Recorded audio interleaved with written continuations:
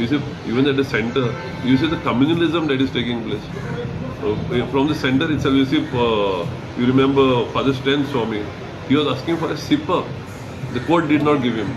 Today, Asaram Babu, who is a rape convict, he has been given bail.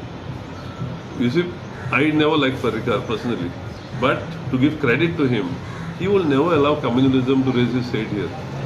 You see, when Mutalik was trying to do it, he stopped him. But what has happened now? That one fellow came some days back in the Ponda or somewhere, they had this obvious to create communal tension here. You see, when Velinkar said something, how long it took them to file a case. When Father Bolmek said something, immediately a case was registered. When people objected to Velinkar's statement, when they had a morcha, cases are put on these people. In Kalamud, this, Joseph Shikara's car was damaged, the Panchayat was vandalized. Where is the cases on that?